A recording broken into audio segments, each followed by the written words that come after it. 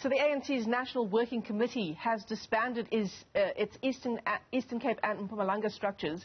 This comes as a result of expired mandates after the provinces failed to hold conferences in over 4 years. So in a statement yesterday, the party says task teams will ensure that conferences are held soon to elect provincial executive committees. Let's get you some analysis on this development. Political analyst Dr Ntsikelelo Breakfast joins us to unpack this morning. Dr. Breakfast, it's great to have you with us on the program this morning.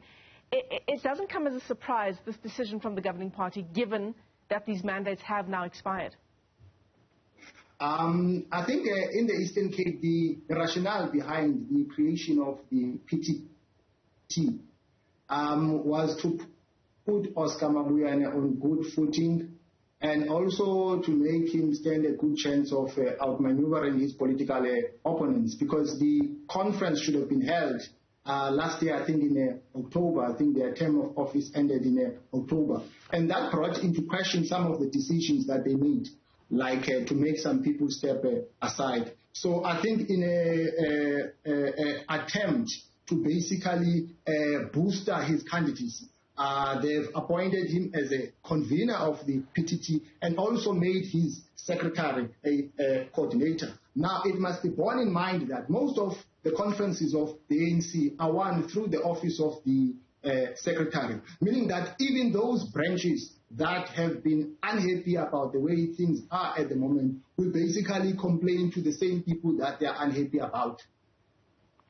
I mean, there are a number of task teams being appointed, announced by Pule Mabe over the last 24 hours. One of those is also a task team that will be mandated to ensure that these provincial conferences are held and that new leaders are elected. The question I have is, how does all of this affect the kind of violence that we've seen in those two provinces, the Eastern Cape and Mpumalanga, and of course KwaZulu-Natal is also on that list? Yeah, I get the sense that, Michelle, that the mother body or the dominant faction within the mother body, they have a grand strategy and they want a particular outcome. No wonder they've been taking these strategic decisions, which are in favor of their henchmen. So I think on the ground there might be a backlash. We might see some violence breaking out in some of the meetings of the ANC. Speaking of expired mandates, the National Task Team will also look at the ANC Youth League, the ANC Women's League. They might also be on that list.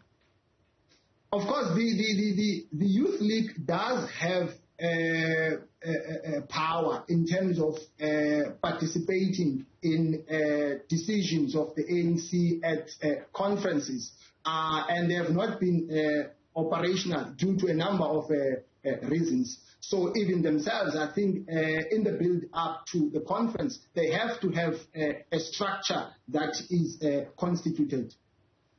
Talk to us more about the issue of violence, because I think perhaps labeling it as such, as violence in those provinces, doesn't describe the extent of what's unfolded in Mpumalanga, in the Eastern Cape, in KwaZulu-Natal, with councillors actually being shot and killed for the work that they are doing. How does the National Working Committee even begin to deal with that kind of issue? The problem, Michelle, is that most of the conflicts within the ANC, they are caused by competition over resources within the state machinery.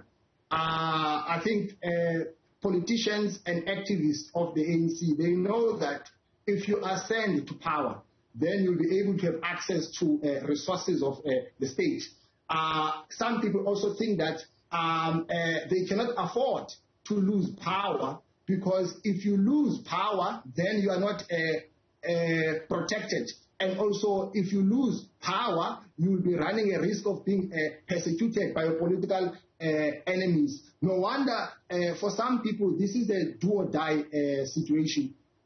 So in effect, if I come into power, if I ascend to that kind of political office with a view of embarking on a clean-up strategy, it puts a target on my back. The challenge is that, people say that they are coming to power to promote good governance, blah, blah, blah. But you find that those of their own, when they are out of line, they turn a blind eye. and they only pursue those who are not of their own. So that's the challenge. So people are not honest. You know, they only fight corruption when it's done by people who are outside their faction.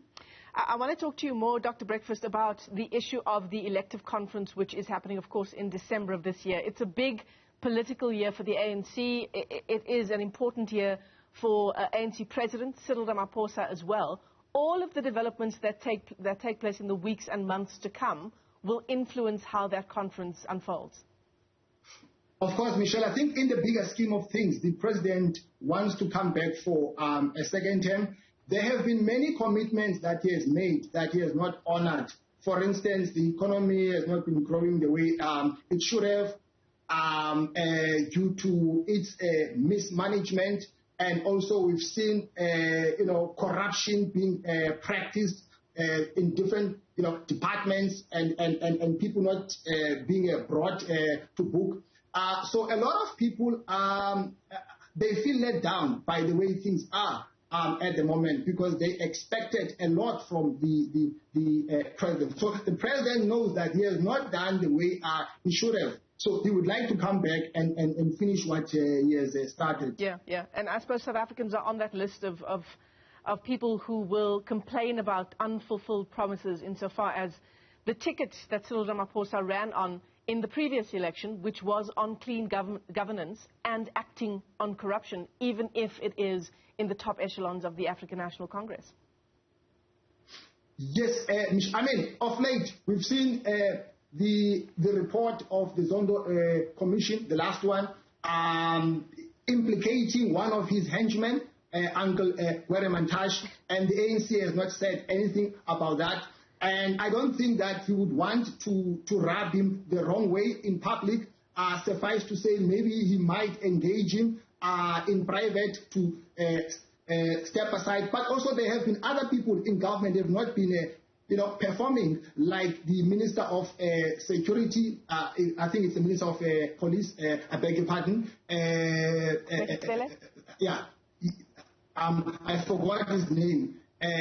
But he has not done anything in terms of getting rid of him, but he has been chopping and changing other people who are outside his faction. So that signifies that he's not necessarily serious about waging a war against corruption, but he's concerned about employing strategies of political survival. Yeah, party over state has been the argument from some analysts. Dr. Ntsikelelo Breakfast, thanks very much indeed for your political analysis on the situation in the African National Congress. I think the Uncle Gweremantash you were referring to, Mineral Resources Minister, named there in the State Capture Inquiry report, that latest tranche of documents that was released just earlier this week. And of course, Gweremantash pointed out there as someone, one of a number of people who should be investigated for their links to alleged state capture.